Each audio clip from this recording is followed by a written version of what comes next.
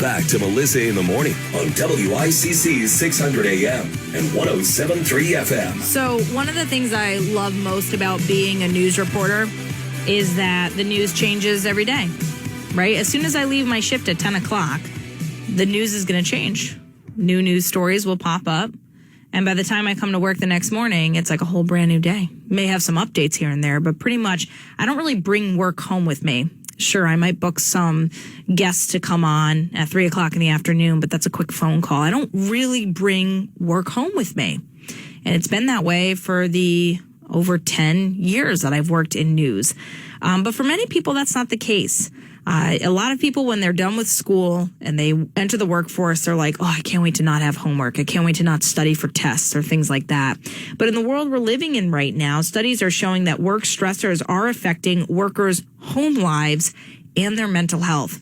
So to talk a little bit about this morning and what we can kind of do maybe as bosses or as workers to reduce some of those stresses.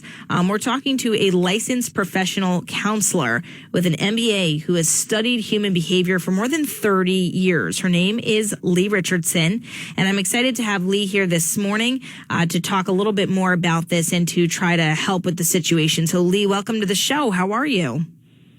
Thank you for having me, and I'm doing well, thanks. How about you? I can't complain. I thank you for the question. Yeah, we're doing all right over here.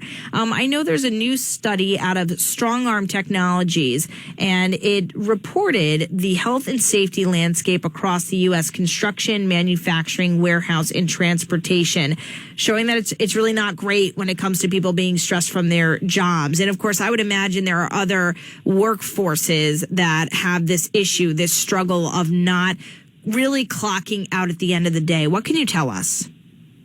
Well, I think you're absolutely right. It's not just the industrial athlete that this survey focused on. It's everybody. And I think a lot of that ties into economic fears. What we're going through, in the world today with our finances. Nobody talks about the stock market anymore. Nobody, really checks that as like they used to, because when they do, it's all bad news. And particularly, this workforce working in the construction and manufacturing and warehouse and transport, they're doing that's some heavy duty work involved in that. And it's amazing what technology is out there, but still there's some things that when we do every day, if it's bending, if it's twisting, it's how we pick things up, that if that creates pain and we go home and we can't get comfortable and we can't, if you can't pick your kid up and give your kid a big hug before you put them in bed, that creates a lot of stress. What about Leigh? What about technology? So I remember being a kid. My father, I would say he's a very loving father. He's wonderful, but he's a workaholic. Work defines how he does things. And when we used to go on vacation, it would stress him out if we went on a cruise and he didn't have access to a phone or his internet. But growing up in the 90s, we could only go on vacation during Christmas week because no one was calling about health insurance during that week. They just weren't doing it. So that was the only time we could go on vacation as a family, because that was the only time we could really get our dad without checking on work. In today's world, it's funny because I don't know a lot of people who unplug, who don't wake up first thing in the morning to check their work email just to make sure they're not falling behind, or to check their voicemail to make sure that they've gotten to the clients, even though they made it clear to everyone for weeks that they were going to be on vacation. What about that shift? Well, there has been a big shift there. And part of that, I think, is what happened to the workforce with the COVID pandemic. We shifted to where we were working from home, and I think in the beginning that gave people a lot of flexibility and they really enjoyed it. I can take my child to school at 9 a.m. because I can get up and I can clear my inbox and I can check my voicemail, all that before then. But what's happened is those boundaries that originally were set in the beginning, they've kind of got washed aside. So what it means is you're just starting earlier and you're just staying later. So we're talking this morning to Leigh Richardson about bringing your stressors home with you and how can we reduce some of that workplace stress that could be impacting just your home lives or even your mental health. Leigh, is it acceptable to tell your boss, I want to unplug, I don't want to check in, I want to actually have a full vacation, not just getting out of my house or my hometown and traveling somewhere, but I also want a vacation from work? Is that an appropriate thing to tell your boss? It absolutely should be. Mental health is probably one of the biggest costs, the biggest pulls on the bottom line with loss of productivity, absenteeism. So absolutely it should be. And I think that we're seeing a shift where companies are starting to recognize the importance of mental health. I think it depends a lot upon what your job is. Because if you work in if you work in the service industry where there's no way you can do your job if you're not there. That makes it very complicated. And I think what we're seeing is, 43 million people quit their job last year. There's people that have just decided that it's not worth it to work. So there's in many industries, there's a shortage of people to do the work. And that makes it harder. But what I encourage people to do is to lay out, their time frame for the next year and identify when does it work for you and your family to take vacation, and make that well known to your boss, and let the boss know I'll do what I can to cover for others so that they can cover for me. But to me, that family vacation, those are your core values. And you've got to be able to get those core values satisfied. Yeah, that's so true.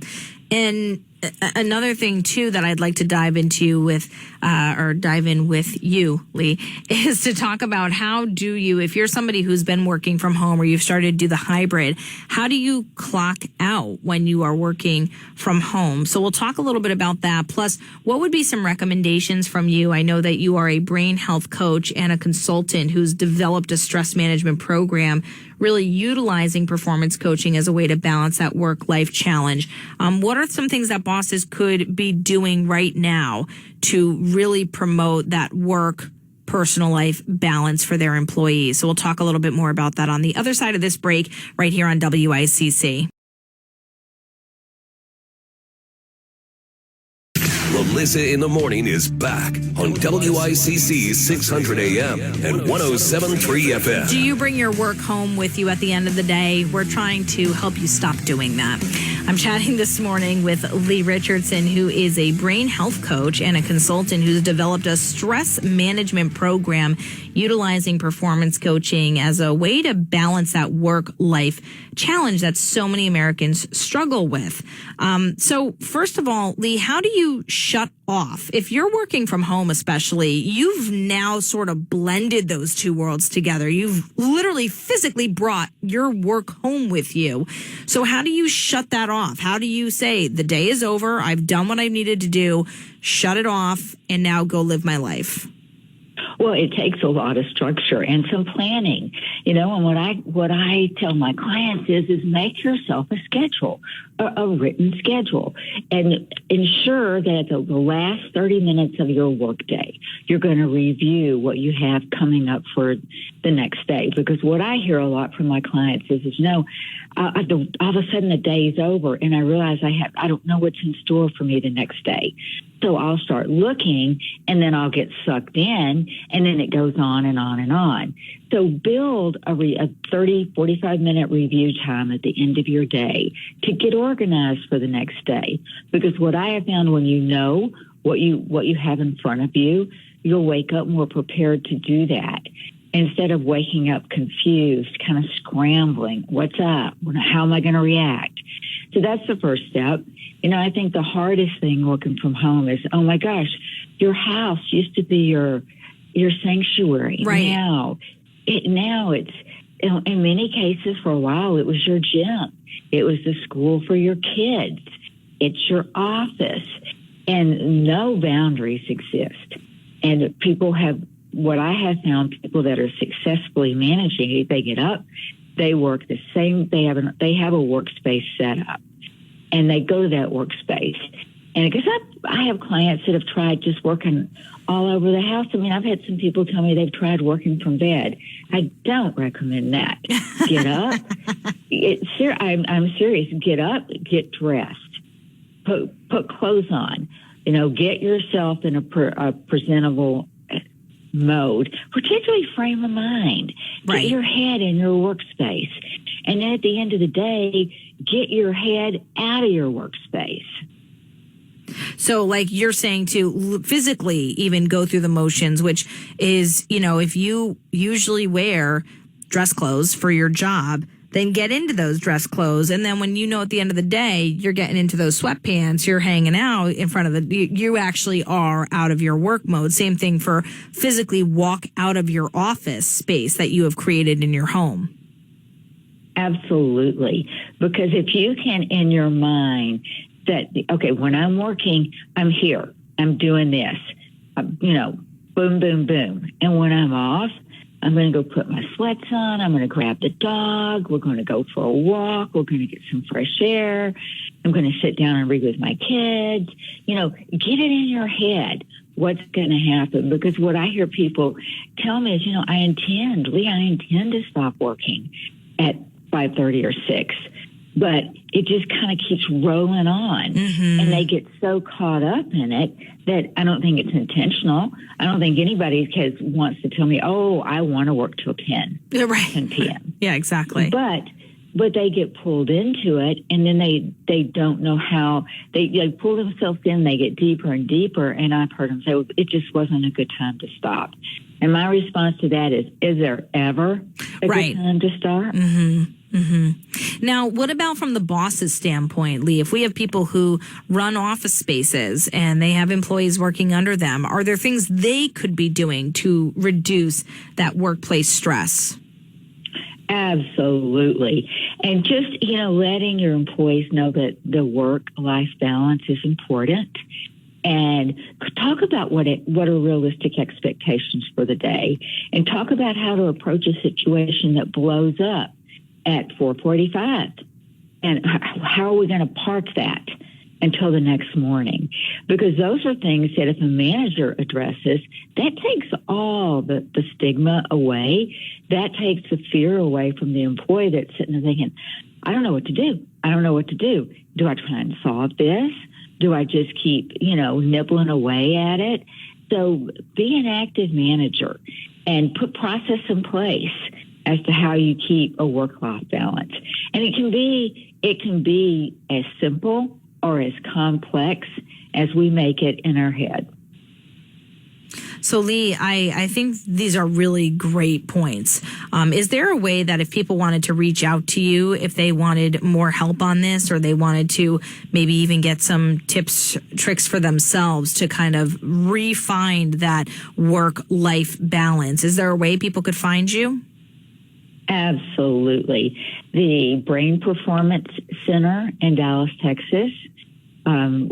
That's always a place to go. LinkedIn, Leigh E. Richardson.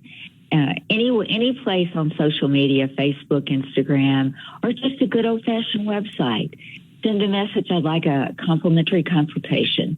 And I would be happy to spend 20 to 30 minutes talking with anybody to see if we could help them. That's amazing. Well, Leigh Richardson, I thank you for the work that you do, and I thank you for giving us your time here on WICC. Thanks for having me. Absolutely. Have a great day. You too. That's Leigh Richardson here on WICC.